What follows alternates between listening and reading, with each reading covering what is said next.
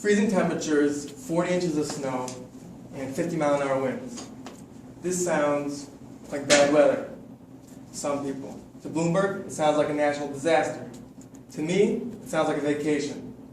Because as an avid snowboarder for about 10 years, this is the ideal and most opportune time to go snowboarding. And I'd like to share with you 3 intriguing aspects about snowboarding that I learned over the years. Number 1, the history of snowboarding. Number 2, the 3 different styles of snowboarding. And number 3, the dangers involved in snowboarding. Let's start with history.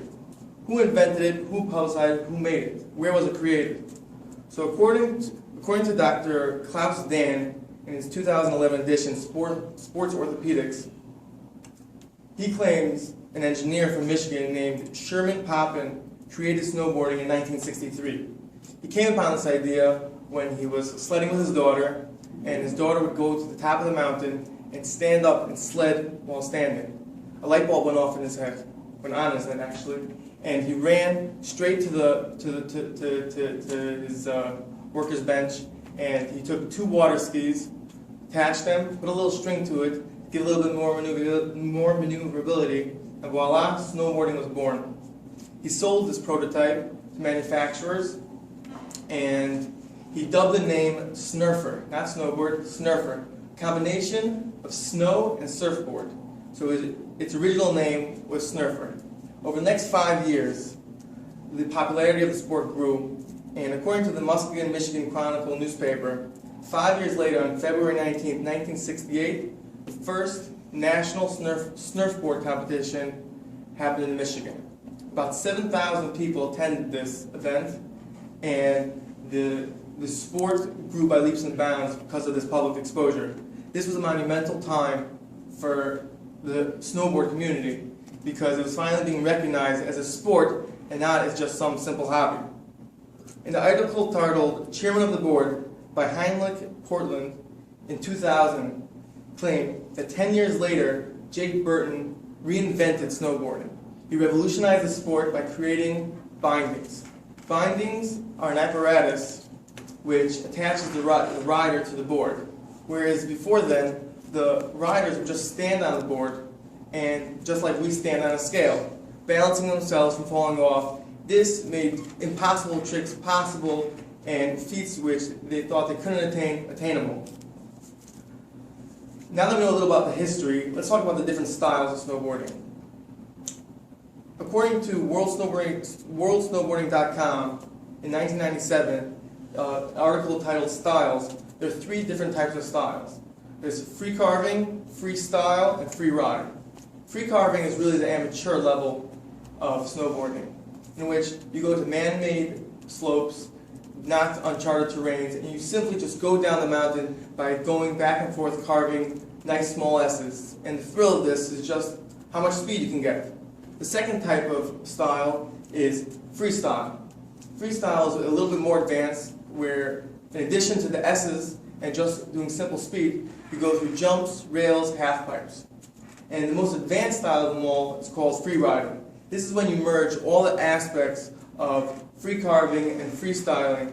In other words, you start off learning how to do the simple S, then you start doing rails, jumps, half pipes, then you go on to British Columbia, jumping out of a helicopter, not knowing where you're going through uncharted territory on your snowboard. So you have to be really quick on your feet. Now that you know a little bit about the styles of snowboarding, 4 minutes. Let's move on to the dangers of snowboarding. The dangers of snowboarding, according to Robert Williams' 2004 edition, The Bull's Handbook of Sports Injuries, says there's 3 main injuries that occur during snowboarding. There's the wrist, the head, and the knee. He claims that 40% of all injuries during snowboarding are the wrist. And of those 40%, 24% end up in wrist fractures. I myself went snowboarding about 2 years ago and got a wrist fracture. This happens because if you forget when you fall or you hit an accident, instead of putting your hand flat against the ground and reaching out, you put your hand stiffly against the ground at a 90-degree angle, and it causes the wrist to crack. The second type of injury is the head injury. And this happens 2 to 6 times greater than by skiers. This is because of the way you ride down the hill. When you ride down the hill in a ski, you're facing forward. When you're riding down on a snowboard, your side is facing down the hill. What happens is when you try to do turns, you either fall front forward, which makes you hit your head, or if you try to do the opposite turn, you fall backwards and hit the back of your head.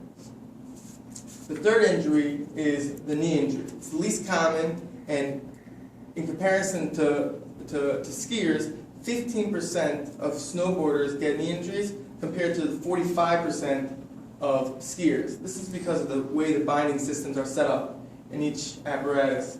While in snowboarding, you're actually attached to the board, so what that does is it makes your leg firm and straight and locks into position. So when you fall, your feet don't spread and split. While in skiing, what happens is that the skis actually fall off if you hit a bump or get into an accident. What happens is your legs split and you actually can hurt your knees.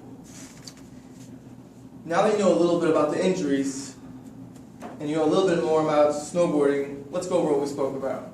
We spoke about the history, the 3 styles of riding, and the dangers that can occur during snowboarding. I hope I shed some light on a subject you didn't know about, and the next time you hit the slopes and someone asks if you're a free carver or a free rider, you'll know what they're talking about. Thank you. Great.